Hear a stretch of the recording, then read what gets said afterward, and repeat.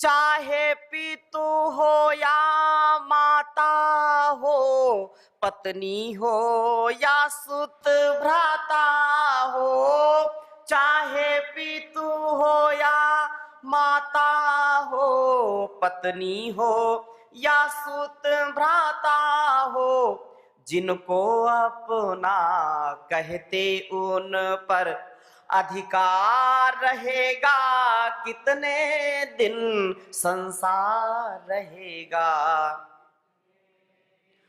कोई आता कोई जाता, सबसे थोड़े दिन का नाता।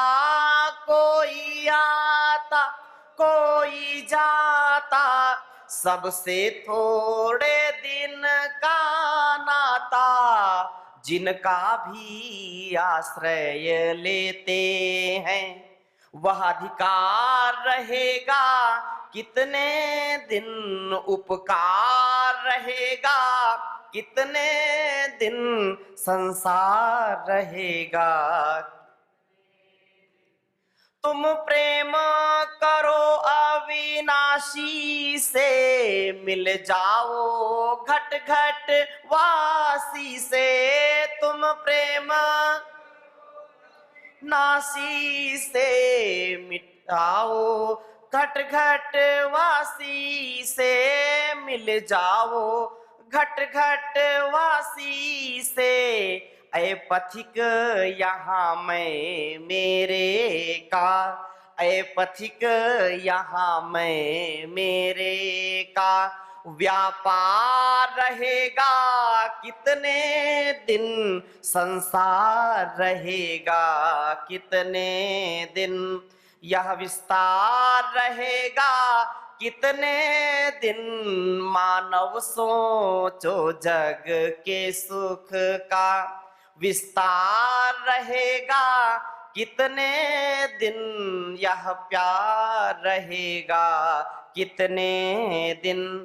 जो जग में सच्चे जानी है, परमात्म तत्व के ध्यानी है। जो जग में सच्चे जानी है, परमात्म तत्व के ध्यानी है। उनसे पूछो जग का माना, उनसे पूछो जग का माना।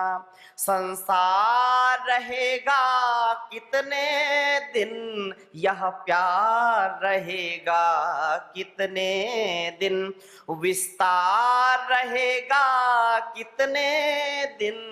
मानव सोचो जग के सुख का। ये संसार का सुख व्यक्ति भोगने के चक्र में पड़ जाता है और फिर अपने मूल स्वभाव से आउट ऑफ कंट्रोल हो जाता है। हमारा जो नेचर है, हमारी जो प्रकृति है, वो है फाइन एंड डिवाइन। हमारा नेचर कैसा होना चाहिए? Fine and divine, divine personality, unconditional surrender, complete attachment with complete detachment in person, in place and things. ये तीन चीजें ही हमको आकर्षित करती हैं, एक तो व्यक्ति, एक वस्तु और एक स्थान। इसी के आकर्षण में व्यक्ति जो है भूल जाता है, भटक जाता है। व्यक्ति से राग हो गया तो फिर आप देखिए कि क्या उसकी दशा होती है, कहीं का नहीं रहता, फिर मामला गड़बड़ हो जाता है। व्यक्ति सुख का भी कारण है और व्यक्ति दुख का भी कारण है कि नहीं?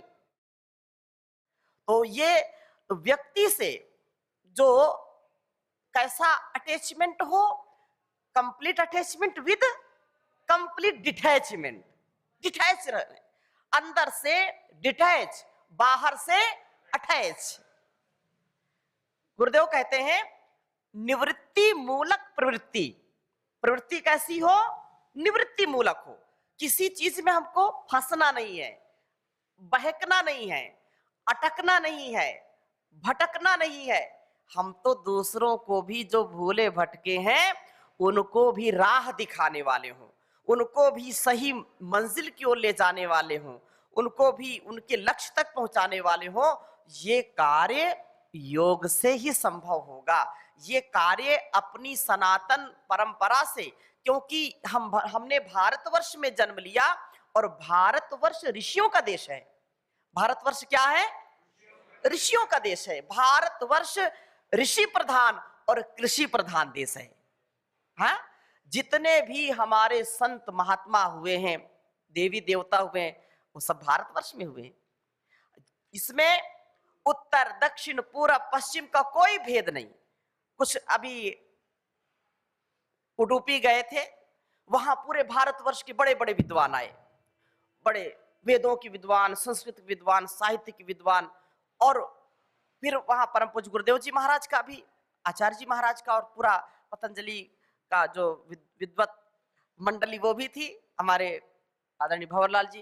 तो वहां एक बात विशेष रूप से समझने की बात कही, इसे तो सब जानते हैं, भारतवर्ष को तोड़ने का कार्य पहले से चला आ रहा, आज भी चल रहा है। चल रहा कि नहीं? भाषा के नाम पर तोड़ दीजिए, प्रांत के नाम पर तोड़ दीजिए, विघटन कर दीजिए, जाति के नाम पर विघटन कर दीजिए, काले गोरे के नाम पर विघटन कर दीजिए, आर्य और द्रविड़ के नाम पर विघटन कर दीजिए। लेकिन अब वो समय भी दूर हो रहा है, क्योंकि परम पूज्य स्वामी जी महाराज ने सारी दूरियां तोड़ दी, सबको मिला दिया, सबको एकात्म कर दिया है। और जो गलत इतिहास हमारे बच्चों को पढ़ाया जाता है, हमारे बच्चों को हमारे ही विरुद्ध खड़ा किया जाता है, देश के विरुद्ध, संस्कृति के विरुद्ध, सनातन के विरुद्ध खड़ा किया जाता है, उस कार्य को भी भारतीय शिक्षा बोर्ड के माध्यम से दूर करने का कार्य, और अब प्रकाश ही प्रकाश होगा, ऐसा ये जो है पूरा अनुष्ठान चल रहा है। तो चाहे भगवान राम हो, भगवान कृष्ण हो, सबने जन्म किधर लिया? भारतवर्ष में जन्म लिया। दक्षिण भारत हो, महाराष्ट्र हो, सारी ये भक्ति की भूमि है। किसकी भूमि है? बड़े से बड़े भक्त, और जहां भक्त है वहां भगवान है। भक्त के बस में है भगवान। जन्म चाहे अयोध्या में हुआ हो भगवान राम का, चाहे भगवान कृष्ण का जन्म मथुरा में हुआ हो, लेकिन भक्त सब दक्षिण भारत, मध्य भारत, ऐसे तो पूरे देश दुनिया में भक्त हैं। तो ये जो हमारी संस्कृति है, इस संस्कृति को हमको अक्षुण्ण बनाए रखने के लिए, अपने अध्यात्म को, अपने साध्य को, आराध्य को पाने के लिए, ये जो साधन हमको मिला है, इस साधन को हमको आत्मसात करके अपने जीवन को अत्यंत ही दिव्य और पवित्र बनाना है। हमारे जन्म जन्मांतरों के जो संस्कार हैं, वो संस्कार हम उनको परिष्कृत करें, और एक ही उपाय है परिष्कृत करने का, योगाभ्यास। योग करना और कराना एवरीडे, प्रत्येक दिन, एक दिन भी कहीं पर कोई बाधा ना हो, कोई चेंज ना हो, नित्य प्रति योग करना और कराना, ये हमारा स्वधर्म है, स्वकर्म है, ये हमारा राष्ट्र धर्म है, ये हमारा युग धर्म है। ऐसे धर्म को, ऐसे स्वकर्म को आत्मसात करके हम इस पूरे देश को, पूरे राष्ट्र को विश्व गुरु बनाएंगे, ये हमारा संकल्प होना चाहिए। अपने गुरु का प्रतिरूप बन करके, ऐसा भी गुरु, कितना सौभाग्य हमारा है। परम पूज्य गुरुदेव कहते हैं कि मैं किसी को अपना शिष्य नहीं बनाता। वो भाव में तो बोला ही जाता है शिष्य का, लेकिन फिर क्या बनाते हैं? बोले मैं जैसा मैं हूं वैसा मैं बनाता हूं, मैं अपना प्रतिरूप तैयार करता हूं, आप सब मेरे प्रतिरूप हैं। इतना बड़ा गौरव कौन गुरु दे सकता है कि जैसा मैं जीता हूं, जैसा मैं रहता हूं, जैसा मेरा खाना पीना, उठना बैठना, सोना जागना है, जैसा मेरा कृतित्व व्यक्तित्व है, वैसा आप बनाओ तो आप भी गुरु हो जाओगे। कितना, और ये देखो कितना सौभाग्य। पूरे कर्नाटक में भंवरलाल गुरुजी, इधर पारसमल जी, इधर हमारे साईं गारू, इधर है श्रीनिवास गारू, ये सब रामकृष्णा, ये सब अपने अपने प्रांत में, अपने अपने जिले में सब गुरु हैं कि नहीं? बोलो ना। कई नाम ही ले लेते हैं, ये तो हमारे जिले का गुरु स्वामी जी महाराज का नाम लेते हैं, ये तो यहाँ का है, अपने प्रांत का। इतना बड़ा गौरव, जन्म जन्मांतरों का जो पुण्य है वो उदय हुआ है हमारा। और याद रखना, इस कार्य को, इस सेवा को हमने पूर्व जन्म में भी किया है, इस जन्म में भी कर रहे हैं और आने वाले जन्म में भी करेंगे। इस साधारण घटना नहीं है। लाखों करोड़ों लोग सुनते हैं परम पूज्य गुरुदेव जी महाराज को, योग करते भी है, कराते भी हैं, लेकिन जो सौभाग्य, जो विशेष कृपा हम सबके ऊपर है, वो सबके ऊपर नहीं है, गुरु की विशेष कृपा है। इसलिए हम सब यहाँ गुरु धाम में हैं, ठीक है ना? इसलिए अपने सौभाग्य के लिए जोरदार अभिनंदन करिए।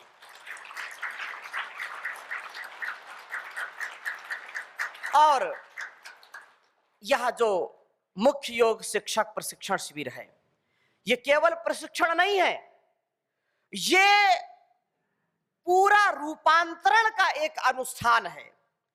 आज जो आप यहां से 5 दिन में सीख करके जाएंगे तो आपके स्वभाव में, आपके विचार में, आपके संपूर्ण अस्तित्व में अमूलचूल परिवर्तन होगा। आप वामन से विराट बन करके जाएंगे, आप नर से नारायण बनने की जो प्रक्रिया है उसको पूरा करके जाएंगे। एक एक व्यक्ति, एक एक योग शिक्षक का इतना बड़ा सामर्थ्य है कि वो अपने जिले को, अपने प्रांत को बहुत यशस्वी बना सकता है। इसलिए आप एक तो आए थे, लेकिन सामर्थ्य हजारों का लेकर के जाएंगे। याद रखना, आपके अंदर हजारों का सामर्थ्य हो। देखो, पूरे दुनिया में परम पूज्य स्वामी जी महाराज जैसा कोई है क्या? आप करोड़ों रुपए, अरबों रुपए लगा दो, स्वामी जैसा व्यक्तित्व मिलेगा क्या? आचार्य जी जैसा व्यक्तित्व मिलेगा क्या? सन्यासी तो बहुत होंगे, लाखों सन्यासी हैं, लेकिन परम पूज्य आचार्य जी महाराज जैसा कोई वैद्य, कोई आयुर्वेद शिरोमणि, कोई ऐसा आचार्य मिलेगा क्या? आचार्य तो लिखने वाले बहुत हैं, लेकिन कोई मिलेगा क्या? ऐसा नहीं मिलेगा। याद रखिए, जब परम पूज्य गुरुदेव जी महाराज ने योग को आरंभ किया, आचार्य जी ने इस सेवा को आरंभ किया, तो तब तो अकेले ही थे ना, उनके पास कुछ साधन नहीं थे। वो जहां जा रहे हैं योग कराने, गुजरात में गए, पहले सूरत में लगाया, लोग जानते थे क्या? या कनखल से शुरुआत किया तो लोग पहले जानते थे क्या? 2, 4, 5, धीरे धीरे फिर 100, 200, 500। जब शिविर पहली बार लगा तो क्या लाखों लोगों का शिविर लगा था क्या?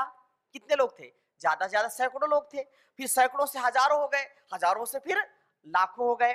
तो अब उस समय तो कोई योग को मानता भी नहीं था, न जानता था, और स्वामी जी महाराज को भी कोई नहीं जानता पहचानता था। लेकिन मैं कहना ये चाहता हूं कि आज हम कहीं जाते हैं, आप योग शिक्षक हैं, अब जैसे हमारे राज्य प्रभारी हैं, ये तो कम से कम 20-20, 25-25 वर्ष हो गए इनको, लेकिन जो हमारा एक छोटा सा कोई योग शिक्षक, मैं भी योग शिक्षक था छोटा, और वहां से यहां तक की यात्रा पूरी की। आज हमारे पास बताने के लिए बहुत कुछ है। स्वामी जी के पास उस समय क्या पहचान थी? गुरुकुल से आए हैं, हरिद्वार से आए हैं, तो इतनी बात। हाँ, सन्यासी का जो एक व्यक्तित्व, सन्यासी का जो ओरा होता वो तो रहता ही है, लेकिन इतना परिचय बड़ा नहीं था। आज तो आप अनजान जगह पर चले जाएं, अपनी दरी बिछा करके बैठ जाएं और थोड़ा सा कपालभाति, थोड़ा अनुलोम विलोम करने लग जाएं, लोग आपके पास आने लगेंगे। कहां से आए हैं? आप बताओ कि हम स्वामी जी महाराज के शिष्य हैं, हम योग शिक्षक हैं। आप देखेंगे कि चमत्कार हो जाएगा, धीरे धीरे लोग अपने आप आने लगेंगे, अरे वो स्वामी जी का शिष्य है, वो पतंजलि योग पीठ का शिष्य है।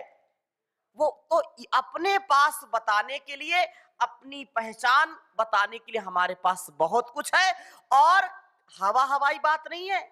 आज परम पूज्य स्वामी जी महाराज जो योग के विषय में, जो आयुर्वेद के विषय में, जो अध्यात्म के विषय में बताते हैं या किसी भी विषय पर बताते हैं, तो वो हजारों लाखों लोगों के, करोड़ों लोगों के अनुभव उनके पास है, इसलिए बताते हैं। एक एक शब्द ब्रह्म शब्द है, एक एक वाक्य ब्रह्म वाक्य है। ऐसा नहीं कुछ भी बोल दिया, कुछ भी बता दिया। 500 से ज्यादा बड़े वैज्ञानिक जो पतंजलि रिसर्च फाउंडेशन में रिसर्च करते हैं और विश्व स्तरीय रिसर्च करके उस बात को पूरी दुनिया के सामने रखते हैं, वो परम पूज्य स्वामी जी महाराज, आचार्य जी महाराज के निर्देशन में कार्य होता है। तो इसलिए ऋषि कल्प परम पूज्य स्वामी जी महाराज, आचार्य जी महाराज के हम शिष्य हैं, हम अंतेवासी हैं। हम उनको सुन करके, उनको जी करके, अर्थात गुरु की आज्ञा, जैसा उनका उपदेश हमारे लिए है, हमारे लिए संदेश है, हमारे लिए संकेत है, वैसा हम जी करके निसंदेह इस जीवन को अत्यंत ही महान बना सकते हैं। और आपने किया है, इसको कर रहे हैं, इसको करते रहेंगे, इसी में हमारे जीवन की सार्थकता है। नहीं तो लोग आते हैं और चले जाते हैं, जीवन को जीने का तरीका, जीवन को जीने का सलीका नहीं आता, लोगों को खाने पीने का सलीका नहीं आता, और घर बिल्कुल शमशान बन जाता है, घर बिल्कुल नरक बन जाता है, जीवन नरक बन जाता है। तो हम ऐसा काम करें कि जीवन को, जगत को स्वर्ग बना दें। अब देखो, मरने के बाद तो लोग, क्योंकि भारतवर्ष है, उदारता का देवता है, अध्यात्म का देवता है, मरने के बाद लोग क्या लिखते हैं? स्वर्गवासी हो गए। क्या हो गए? ऐसा काम करके जाना है कि जीते जी स्वर्गवासी होना, मरने के बाद स्वर्गवासी होना, और जीते जी स्वर्गवासी हो जाइए। जीते जी, जीते जी आनंद में रहिए। कोई नो ईगो, नो इग्नोरेंस, उपेक्षा नहीं करना, अहंकार नहीं रखना। ये हमारे ऋषियों की देन है। हमारा जीवन हमारे ऋषि मुनियों जैसा हो जाए, हमारा जीवन हमारे गुरु जैसा हो जाए, हमारा जीवन हमारे महापुरुषों जैसा हो जाए। और इस अनुष्ठान को किस प्रकार से जीना है, ये सारी गतिविधि आपको इन 5 दिनों में सीखने को मिलेगी। एक शिक्षक का गुणकर्म स्वभाव क्या होता है? एक शिक्षक यदि चाहे तो पूरे जिले को योगी बना सकता है। एक शिक्षक यदि चाहे तो पूरे प्रांत में धूम मचा सकता है। इतनी बड़ी ये शक्ति है, योग की शक्ति। हमारे राज्य प्रभारी, जिला प्रभारी, जिनको भी उत्तरदायित्व दिया गया है, वो आपका सहयोग करेंगे। लेकिन आपके पास यदि कोई पद भी नहीं है, तो सबसे बड़ा पद, सबसे बड़ा जो प्रभार है, सबसे बड़ा जो उत्तरदायित्व है, वो योग शिक्षक का अपने आप में सबसे बड़ा उत्तरदायित्व है। सबसे बड़ा उत्तरदायित्व। योग शिक्षक साधारण नहीं होता है। योग शिक्षक यदि अपने दिन के 3-4 घंटे भी निकालता है, तो दिन के 3-4 घंटे वो लोगों को योग सिखाएगा, तो कितने लोगों को आरोग्य देगा। आप योग कक्षा अपनी चलाते हैं, तो योग कक्षा नहीं, वो आपका पूरे उस शहर का, पूरे नगर का वो तीर्थ बन जाए। क्या बन जाए? तीर्थ बन जाए। आपकी योग कक्षा में लोगों को आकर के शांति मिले, पीसफुल माइंड हो जाए, हैप्पीनेस लाइफ हो जाए, और उनको इतना प्रीति के साथ, नए नए इंटीग्रेटेड योग के अभ्यास के साथ, और सनातन के जो मूल्य हैं उनको जीते हुए अपनी योग कक्षा को इतनी यशस्वी बनाइए कि लोग सुने आपके योग कक्षा की यश को, कीर्ति को सुने, तो वो भी अपने आप आपके योग कक्षा में आना शुरू कर दें। यहां से आपको जो आप करते हैं, जैसे कल कई लोगों ने बताया कि हमारी योग कक्षा में 50 लोग आते हैं, किसी में 70 आते होंगे, किसी में 100 भी आते होंगे। ऐसे कोई है जिसमें लगभग 60, 70, 80, 90, 100 हो जाते हैं? कितने ऐसे योग शिक्षक हैं जिनकी योग कक्षाओं में लगभग 80, 90, 100 हो जाते हैं? देखिए इधर है, एक बार जोरदार अभिनंदन करिए। और जो 50 लोग आते हैं जिनकी योग कक्षा में, ये इसमें ज्यादा संख्या है, जोरदार अभिनंदन करें। लगभग 20, 25, 30 की संख्या किसकी? वाह, जोरदार अभिनंदन करें। तो आपको ये समझना है कि अब यहां से जब पूरा प्रशिक्षण हो जाएगा तो कम से कम आपकी योग कक्षा में 100-200 लोग आना शुरू कर दें। इसका आपको नियोजन करना है। ये योग शिक्षक का प्रयोजन तब सिद्ध होगा। और मैं इस बात को विशेष रूप से कहना चाहूंगा कि आज आपके पास बताने के लिए बहुत कुछ है।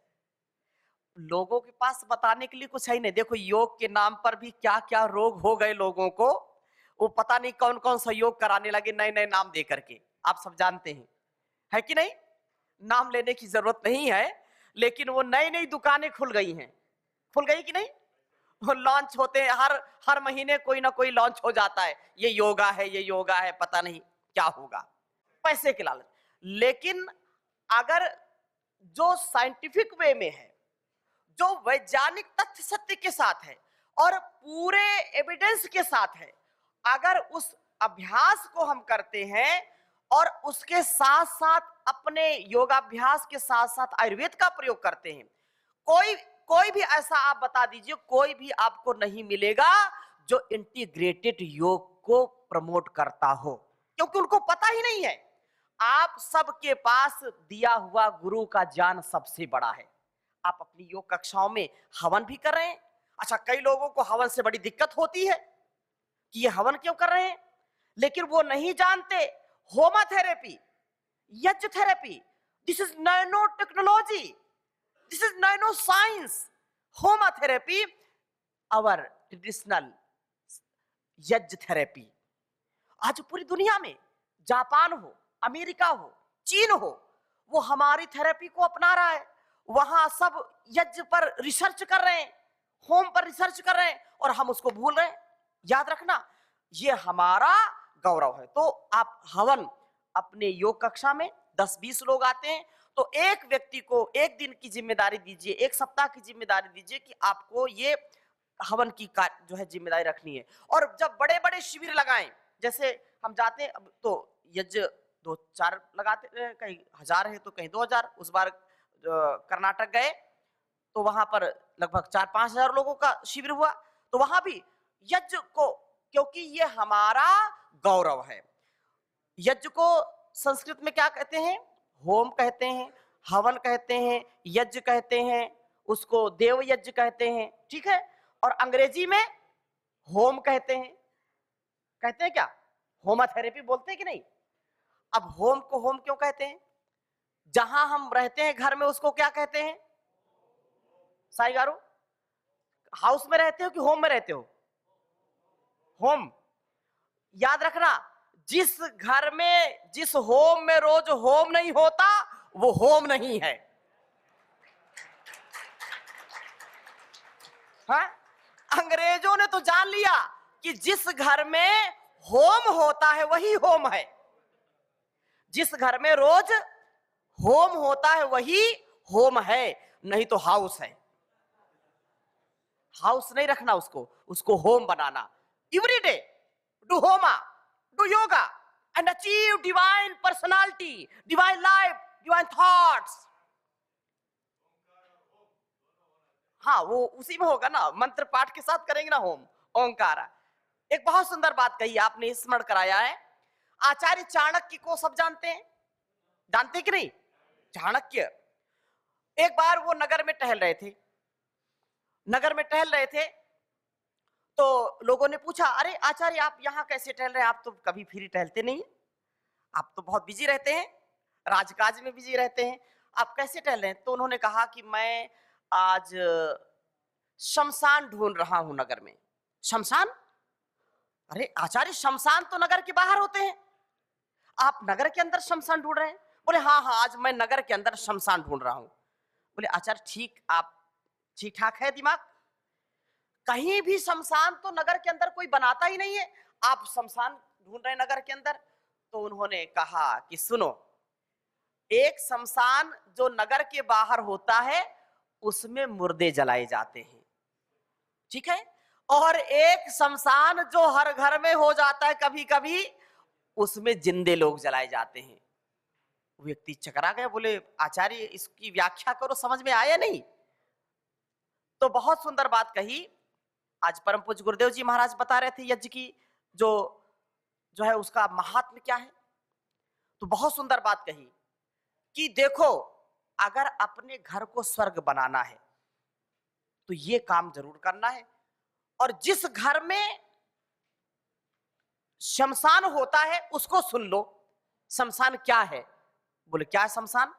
तो कहा ना विप्र पादोदक कर्दमानी, ना वेद शास्त्र ध्वनि गर्जितानी, स्वाहा स्वधाकार विवर्जितानी, शमशान तुल्यानि गृहाणितानि।